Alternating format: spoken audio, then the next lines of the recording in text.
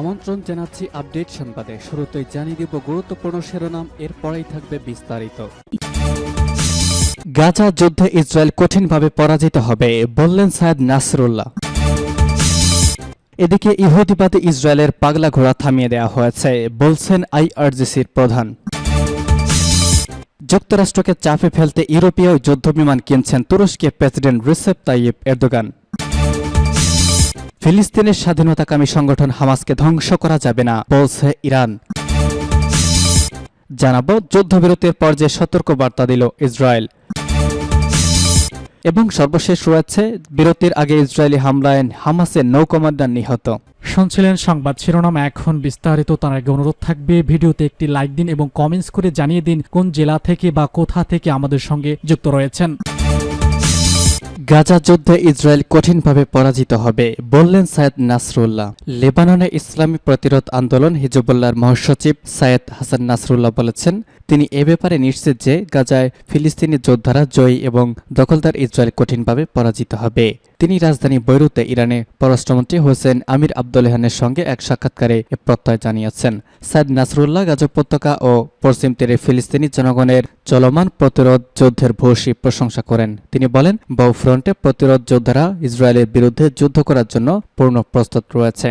সাক্ষাতে আমির আবদুল্লাহিয়ান বলেছেন, গাজা উপত্যকার বেসামরিক নাগরিকদের বিরুদ্ধে ইসরায়েলের যুদ্ধাপরাধ বন্ধ করার জন্য সাম্প্রতিক সপ্তাহগুলোতে তেহরান ব্যাপক কূটনৈতিক তৎপরতা চালিয়েছে।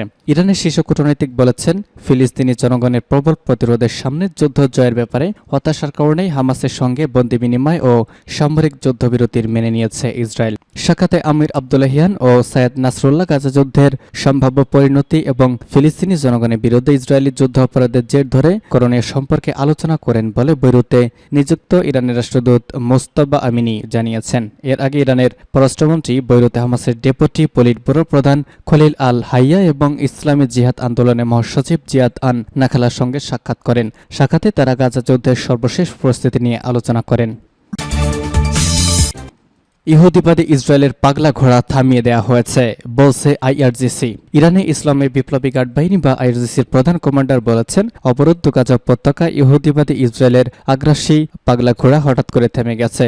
ইসরায়েল ফিলিস্তিনের ইসলামী প্রতিরোধ আন্দোলন হামাসের সঙ্গে সাময়িক যুদ্ধবিরতিতে সম্মত হওয়ার পর তিনি এই মন্তব্য করলেন মেজর জেনারেল হোসেন সালামি। তিনি ইয়াজুদ প্রদেশে এক জনসভায় দেওয়া ভাষণে হুঁশিয়ারি উচ্চারণ করে বলেছেন, ইসরায়েল যদি তার ভুল থেকে শিক্ষা না নেয় তাহলে তারা বিনাশ আরও খারাপভাবে হবে। জেনারেল সালামি বলেছেন যে ইসরায়েল রুদ্ধশ্বাসভাবে শ্বাসরোধভাবে ছুটেছিল, তাকে আমরা হঠাৎ করে থেমে যেতে দেখলাম। তারা যদি যুদ্ধে জয়ী হতে থাকতো তাহলে আমরা থামতাম না। কাজে এই কথা স্পষ্ট, আজ ইসরায়েলের যে দুর্বলতা, অক্ষমতা ও ব্যর্থতা চোখে পড়েছে তা এই শয়তানি শক্তির প্রকৃত রূপ। এবার তারা যদি নিজেদের ভুলগুলো থেকে শিক্ষা না নেয় তাহলে তারাও আরও বেশি ধ্বংসের দিকে এগিয়ে যাবে। আইআরজিসির কমান্ডার বলেন, সুরক্ষিত দুর্গ থেকে বেরিয়ে গাজা উপত্যকার উন্মুক্ত প্রান্তরে যুদ্ধ করতে আসায় ইহুদিবাদীদের জন্য কাল হয়েছে। তারা সেখানে অন্তত 300 ট্যাঙ্ক ও সাজোয়া যান হারিয়েছে।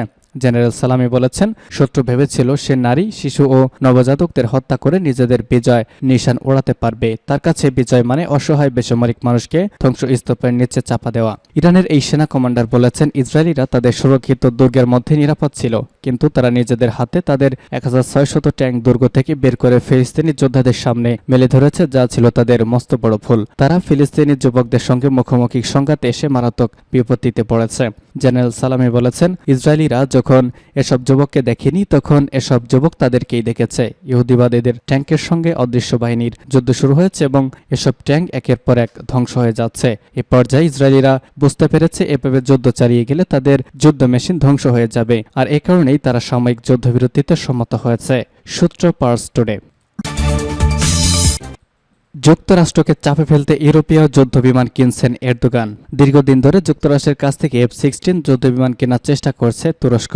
তবে মার্কিন যুদ্ধবিমান না মিলতে পারে এমন আশঙ্কা থেকে ভিন্ন পথে হাঁটছে রিসেপ তাইয়িপ এরদোগানের দেশ তুরস্ক। যুদ্ধবিমান কেনা নিয়ে বাইডেন প্রশাসনকে চাপে ফেলতে এবার ইউরোপ থেকে অত্যাধুনিক যুদ্ধবিমান কেনার কথা ভাবছে আঙ্কারা। এক প্রতিবেদন এসব তথ্য জানিয়েছে ব্রিটিশ বার্তা সংস্থা রয়টার্স। তুর্কি প্রতিবেদনে মন্ত্রণালয়ের একটি সূত্রের বরাতে রয়টার্সের প্রতিবেদনে বলা হয়েছে, যুক্তরাষ্ট্রের তৈরি F-16 যুদ্ধবিমান তুরস্ক নাও পেতে পারে। এজন্য 40টি ইউরোফাইটার টাইফুন যুদ্ধবিমান কেনার বিষয়ে কয়েকটি ইউরোপীয় দেশের সঙ্গে আলোচনা আলোচনা শুরু করেছে আঙ্কারা। গত সপ্তাহে তুরস্কের প্রতিরক্ষা মন্ত্রী ইয়াসার গুলার বলেছেন, যুদ্ধবিমান টাইফুন কেনার জন্য ব্রিটেন ও স্পেনের সঙ্গে আলোচনা করেছে তার দেশ, যদিও জার্মানিতে আপত্তি জানিয়েছে। সূত্রটি বলছে, ইউরোফাইটারের সবচেয়ে উন্নত ও নতুন সংস্করণটি কিনতে চায় তুরস্ক। গতকাল আঙ্কারায় ইসরায়েল, গুলার এবং ব্রিটিশ প্রতিরক্ষা মন্ত্রী গ্রান্ট শেপস এ বিষয়ে আলোচনা করেছেন। এর আগে 2021 সালে যুক্তরাষ্ট্রের কাছ থেকে 40টি F-16 যুদ্ধবিমান এবং বিদ্যমান যুদ্ধবিমান আধুনিকায়নের জন্য সরঞ্জাম কেনার প্রস্তাব দিয়েছে ন্যাটো সদস্য দেশ তুরস্ক। $20 বিলিয়ন এই চুক্তির ব্যাপারে মার্কিন প্রেসিডেন্ট জো বাইডেন প্রশাসন সবুজ সংকেত দিয়েছে। তবে ন্যাটো সম্প্রসারণ ও তুরস্কে মানবাধিকার ইস্যুর কথা সামনে এনে একে বসেছেন মার্কিন কংগ্রেস। সূত্রটি রয়টার্সকে বলেছে, তুর্কি বিমান বাহিনীর নতুন যুদ্ধবিমানের প্রয়োজন। আমাদের প্রথম পছন্দ হলো F-16, তবে যুক্তরাষ্ট্রের কাছ থেকে ইতিবাচক সাড়া না পাওয়ার আশঙ্কা থাকায় টাইফুন যুদ্ধবিমান বিকল্প হতে পারে। ব্রিটিশ কর্মকর্তারাও জার্মানিকে রাজি করানোর বিষয়ে আশ্বস্ত করেছে। জার্মানি, ব্রিটেন, ইতালি ও স্পেন যৌথভাবে ইউরোফাইটার টাইফুন যুদ্ধবিমান তৈরি করেছে। প্রতিরক্ষা বিশ্লেষক টারফুন ওজবাক বলছেন, আঞ্চলিক শক্তি ভারসাম্য আনতে তুরস্কের নতুন যুদ্ধবিমান প্রয়োজন। এটি কোনো গোপন বিষয় নয়। যত তাড়াতাড়ি সম্ভব F-16 বিক্রির বিষয়ে কংগ্রেসকে রাজি করাতে বাইডেন প্রশাসনের ওপর চাপ বাড়ানোর জন্য ইউরোফাইটার যুদ্ধবিমান কেনার পদক্ষেপ নিয়েছে তুরস্ক। ফিলিস্তিনের স্বাধীনতাকামী সংগঠন হামাসকে ধ্বংস করা যাবে না, বলছে ইরান।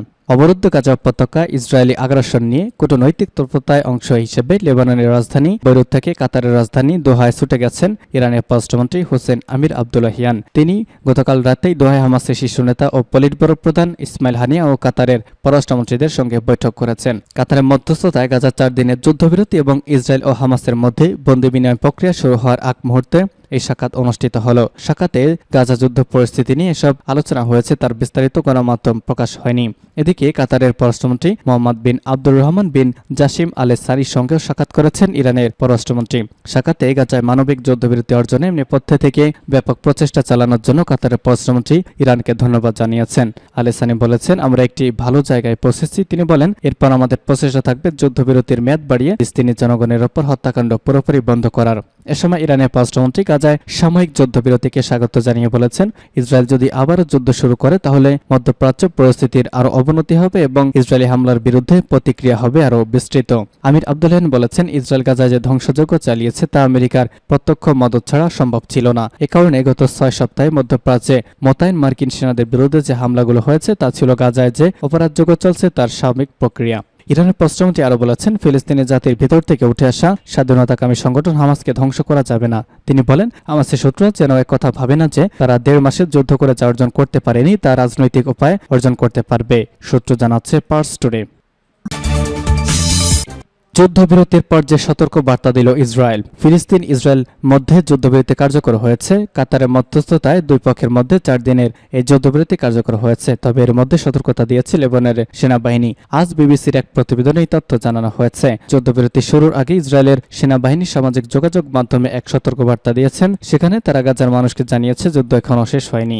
ইসরায়েলি প্রতিরক্ষা বাহিনী IDF মুখপাত্র অবিচয় আদ্রাই বলেছেন, মানবিক এই যুদ্ধবিরতি সাময়িক। সামাজিক যোগাযোগ মাধ্যমে দেওয়া পোস্টে তাকে আরবি ভাষায় কথা বলতে শোনা গিয়েছে। গাজাবাসীর উদ্দেশ্যে তিনি বলেছেন, গাজা উপত্যকার উত্তরাঞ্চল যুদ্ধক্ষেত্রের জন্য গুরুতর। উত্তরাঞ্চলের বাসিন্দাদের সরে যেতে নিষেধ করা হচ্ছে।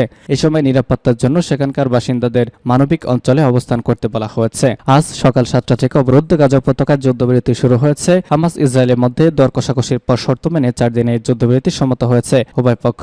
গতকাল চুক্তির মধ্যস্থতাকারী দেশ কাতার জানেন, যুদ্ধবিরতিতে সম্মত উভয় পক্ষ আজ সকাল 7টা থেকে এই বিরতি কার্যকর হয়েছে। কাতার পররাষ্ট্র মন্ত্রণালয় জানিয়েছে, আজ থেকে যুদ্ধবিরতি কার্যকর করা হয়েছে। এর আগে এর আওতায় প্রথম ধাপে 4 দিনের যুদ্ধবিরতি কার্যকর করা হবে। এছাড়া আজ সন্ধ্যায় জিম্মিদের প্রথম দলকে মুক্তি হিসেবে হামাস নিয়ে গেছে।